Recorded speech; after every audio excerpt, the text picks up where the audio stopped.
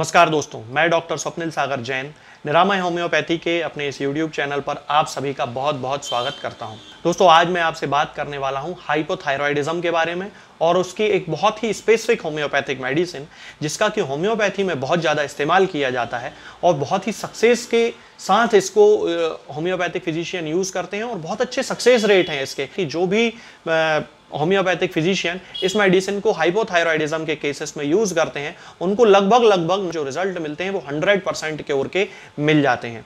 तो इस मेडिसिन का नाम है दोस्तों थायरॉयडिनम। ये मेरे पास थायरॉयडिनम का बिल्कुल एक नया पैक रखा हुआ है जिसके बारे में मैं आज आपसे बात करूंगा।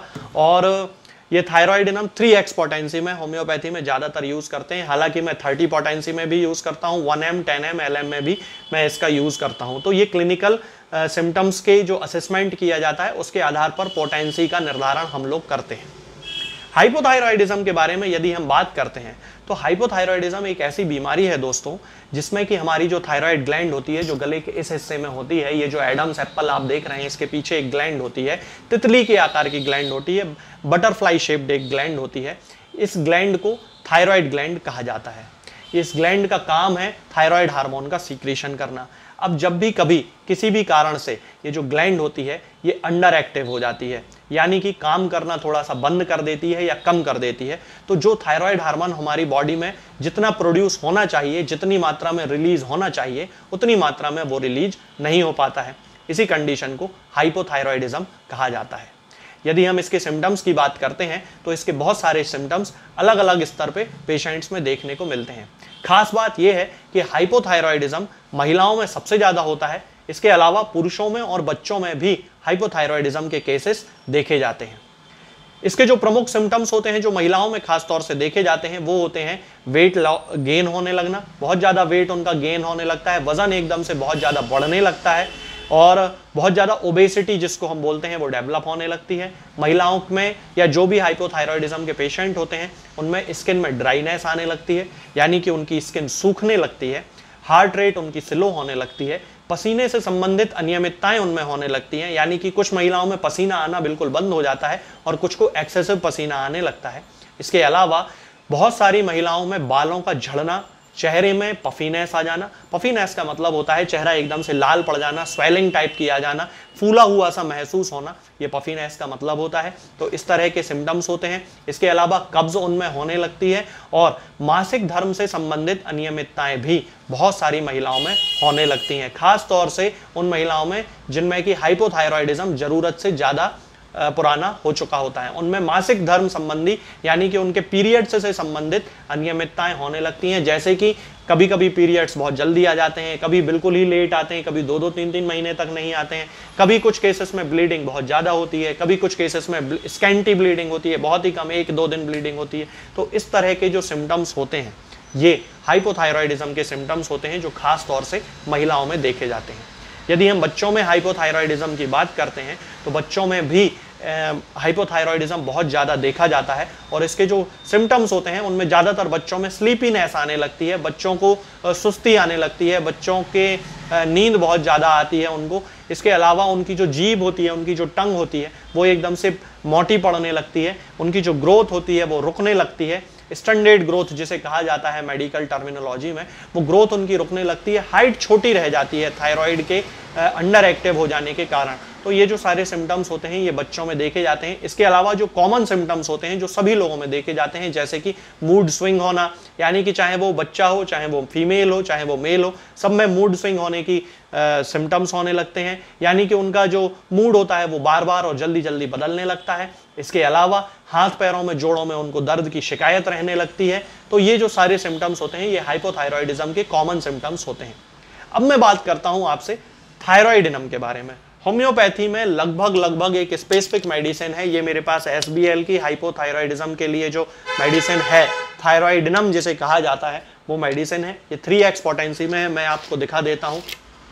ये मैंने बिल्कुल नया जो है डिब्बा मंगवाया है, बिल्कुल अभी इसको मैंने खोला है और ये इस तरह से इसकी पैकिंग आती है। आप देख सकते हैं कि इस तरह से ये टैबलेट्स होती हैं, आप देखिए इनको, ये इस तरह की टैबलेट होती हैं जो कि थायरॉयडिनम 3x की होती हैं और इन टैबलेट्स का यूज़ किया जाता है होम्योपैथी में। ये 1 पौंड का डिब्बा कहलाता है। 1 पौंड होता है लगभग 450 ग्राम के आसपास, तो ये 450 ग्राम का डिब्बा होता है जो होम्योपैथी में थायराइडिनम के टैबलेट का आता है। थायराइडिनम टैबलेट के फॉर्म में ही रहती है, इसी फॉर्म में रहती है, आप इसको अच्छे से देख लें। ये 3x पोटेंसी है थायराइडिनम की। तो आज मैं आपसे इसी के बारे में बात करूंगा। तो सबसे पहले हम इसके मेंटल सिम्टम्स की बात करते हैं दोस्तों। तो जैसा कि मैंने आपको बताया कि हाइपोथायराइडिज्म के जो सिम्टम्स होते हैं वो सारे सिम्टम्स थायराइडिनम के केसेस में देखने को मिलते हैं। माइंड से रिलेटेड सिम्टम्स में सबसे ज्यादा जो प्रॉब्लम होती है वो होती है मूड स्विंग की, इरिटेबिलिटी की, स्टूपर की, यानी कि चिड़चिड़ापन बहुत ज्यादा आने लगता है, चीजों को समझना नहीं मुश्किल हो जाता है कि आखिर करना है तो करना क्या है, इस तरह की ये सिम्टम्स आने लगते हैं। कभी कुछ ज्यादा सिवियर कंडीशंस जो होती हैं उनमें कोई जो लेडीज खास तौर से होती हैं वो कभी कभी बैठे बैठे रोने लगती हैं, उनको कोई पुरानी बात याद आ जाती है और अचानक बात करते करते ही उनको रोना आ जाता है, छोटी छोटी बातों पे झगड़ा करने लगती हैं, बहुत जल्दी उनको गुस्सा आने लगता है। पहले वही जो लेडी होती थी, पहले उसका नेचर बहुत अच्छा था और सभी लोगों से बड़े अच्छे मिलजुल के रहती थी फैमिली में, लेकिन जब से उसको इस तरह के हाइपोथायराइडिज्म डेवलप हुआ है तो हाइपोथायराइडिज्म के कारण उनको इरिटेबिलिटी डेवलप हो गई है, मूड स्विंग हो गया है उनका, और बैठे बैठे ही छोटी छोटी बात पे उनको हर्ट हो जाता है, बड़े जल्दी ही कोई बात उनके दिल में लग जाती है और इस तरह से उनके जो मेंटल सिम्टम्स होते हैं वो थायराइडिनम के जो केसेस होते हैं उनमें देखे जाते हैं। यदि हम इसके हेड के सिम्टम्स की बात करते हैं तो हेड में यानी कि सिर में इसको कंटिन्यूअसली कॉन्स्ट्रिक्शन की फीलिंग होती है, हैवीनेस की फीलिंग होती है। ऐसा लगता है जैसे कि पेशेंट के सिर को किसी ने कंटिन्यूअसली पकड़ के रखा हुआ है, दबा के रखा हुआ है।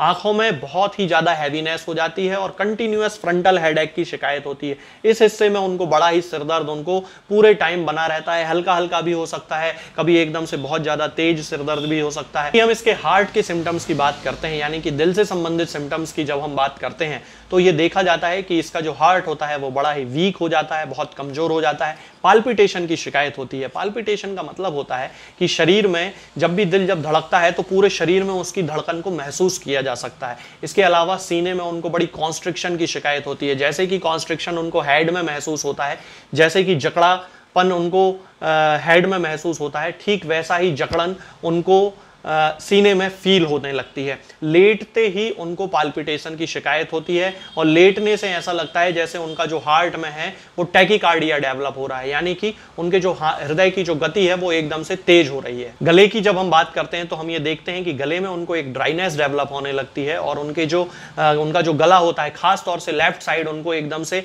रॉ फीलिंग होती है, यानी अंदर से ऐसा खुरदुरा सा उनको महसूस होता है और इसके साथ साथ ही उनको गले में भी कॉन्स्ट्रिक्शन की फीलिंग होती है। स्टमक से रिलेटेड यदि हम दूसरे सिम्टम की बात करें तो इनको जिस तरह मीठा खाना बहुत ज्यादा पसंद होता है, इसके कारण इनकी बॉडी में ओबेसिटी भी डेवलप होने लगती है। यदि हम इनकी एक्सट्रीमिटीज की बात करते हैं तो जैसा कि मैंने अभी आपको बताया था कि हाइपोथायराइडिज्म के जो पेशेंट्स होते हैं उनमें हाथ पैरों में और जोड़ों में बड़े दर्द की शिकायत होती है। तो थायराइडिनम के पेशेंट्स में भी यही सिम्टम देखा जाता है और उनको जोड़ों में और हाथ पैर में बहुत ही ज्यादा तकलीफ होती है, दर्द की शिकायत होती है। हाथ पैरों में उनको इडीमा आने लगता है, यानी कि पानी इनकी बॉडी में इकट्ठा होने लगता है, सूजन जिसको बोला जाता है वो सूजन आने लगती है और इसके साथ साथ ही इनको कार्पल टनल सिंड्रोम जैसे सिम्टम्स आने लगते हैं, यानी कि अंगूठे में यहाँ दर्द होने लगता है, पेन को पकड़ने में बड़ा दर्द होता है, लिखते नहीं बनता है। तो ये जो सारे सिम्टम्स होते हैं ये थायराइडिनम के पेशेंट्स में देखे जाते हैं।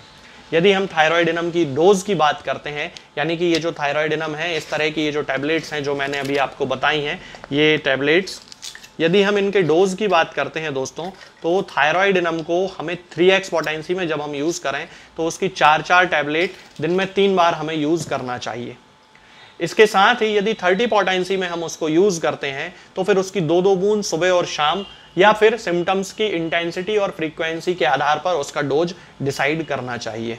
तो ये जो मेडिसिन होती है दोस्तों हाइपोथायराइडिज्म के लिए लगभग एक स्पेसिफिक मेडिसिन है, तो इसका यूज जरूर करना चाहिए। आपकी एलोपैथिक मेडिसिन चल रही है उसके साथ ही आप इसका यूज कर सकते हैं, बिल्कुल कोई भी दिक्कत नहीं है। इसको जरूर यूज करना चाहिए। डॉक्टर से एक बार कंसल्ट जरूर कर लें, तो उसके आधार पे आप इसको शुरू कर सकते हैं। बस उसमें पोटेंसी डिसाइड करना है कि आपको 3x सूट करेगी कि 30 सूट करेगी कि 200 की 1M की 10M की LM।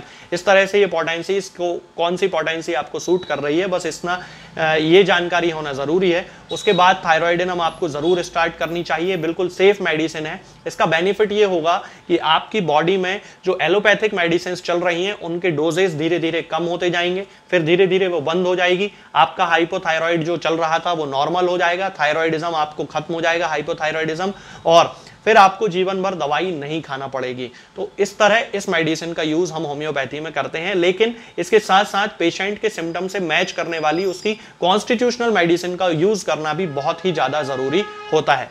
तो दोस्तों आज के लिए फिलहाल इतना ही। आगे के वीडियोस में मैं आपसे बात करूंगा कुछ नई बीमारियों के बारे में और उनकी होम्योपैथिक दवाओं के बारे में। तब तक के लिए जय हिंद, जय भारत।